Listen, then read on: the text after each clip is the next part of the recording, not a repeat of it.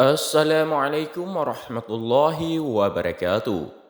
Pada zaman Nabi Musa alaihissalam, ada laki-laki yang meninggal, semua manusia jijik dan tidak mau memandikannya, mengkafani dan menguburkannya karena kefasikan dan kejelekan laki-laki itu semasa hidupnya. Mereka bahkan membuangnya ke tempat sampah. Kemudian Allah menurunkan wahyu kepada Nabi Musa alaihissalam. Allah berfirman, "Wahai Musa, ada seorang laki-laki, ia telah meninggal dan tubuhnya dibuang oleh kaumnya ke tempat sampah. Padahal laki-laki itu adalah seorang wali atau kekasihku. Maka pergilah kepadanya dan mandikan, kafani dan kubur dia." Kemudian Nabi Musa alaihissalam datang kepadanya dan bertanya kepada orang-orang di sana tentang mayat itu.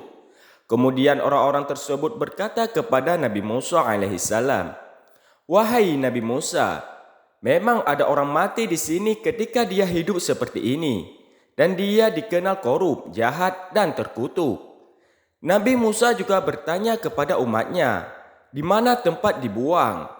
Karena sebenarnya Allah Subhanahu wa taala telah menurunkan wahyunya kepadaku tentang laki-laki itu. Karena itu wahai kaumku, beritahulah aku laki-laki itu dibuang. Kemudian Nabi Musa dan kaumnya pergi ke tempat jenazah lelaki itu dibuang. Dan ketika Nabi Musa melihat jenazah lelaki itu terdampar dan dibuang di tempat sampah. Kemudian orang-orang memberitahu Nabi Musa tentang kejelekan dan keburukan perilakunya ketika masih hidup. Nabi Musa alaihissalam berdoa kepada Allah Subhanahu wa taala dengan mengatakan, "Ya Tuhanku, Engkau telah memerintahkan saya untuk mengubur dan berdoa untuknya.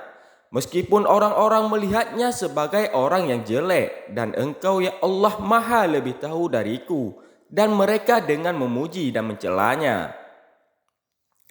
Kemudian Allah mewahyukan kepada Nabi Musa alaihissalam, "Wahai Musa, orang-orang itu benar tentang apa yang mereka katakan padamu tentang kejelekan tingkah lakunya. Tetapi kaumnya tidak mengetahui bahwa ia telah mendapat pertolongan dariku ketika dia meninggal karena 3 hal. Ketika kematian menghampirinya, dia laki-laki berkata, 'Ya Tuhanku, Engkau lebih tahu daripada saya bahwa sebenarnya saya telah melakukan maksiat. Tetapi dalam hati saya sangat membenci tindakan itu dari maksiat. Ada 3 hal yang membuat saya maksiat sehingga saya melakukan maksiat dengan hati saya membenci maksiat. Pertama adalah nafsu, kedua adalah teman yang jelek, dan yang ketiga adalah setan. Ketiganya inilah yang dapat menyebabkan saya hingga terjerumus ke dalam perbuatan maksiat. Ya Tuhan, Engkau tahu apa yang saya katakan. Ampunilah dosa-dosa saya."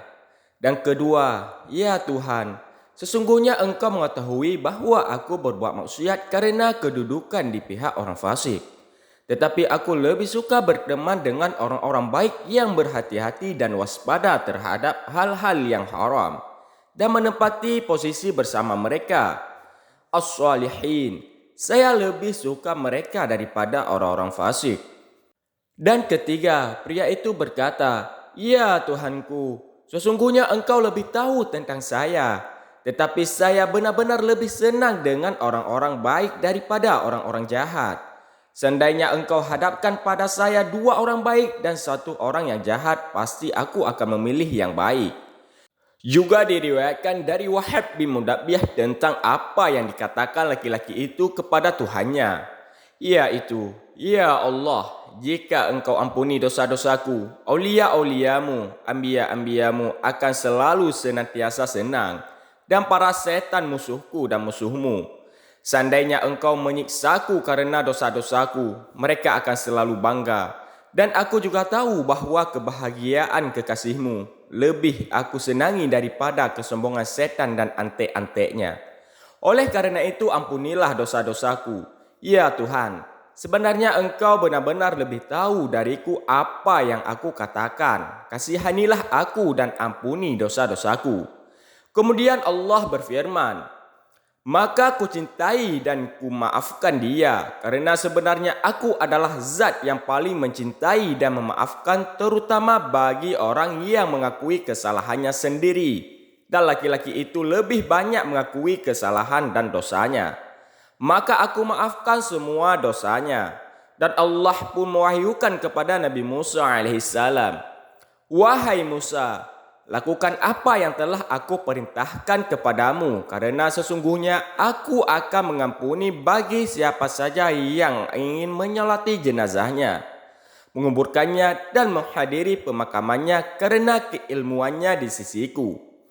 Wallahu a'lam bishawab." Semoga kisah bijak ini bermanfaat bagi umat Islam. Amin ya rabbal alamin.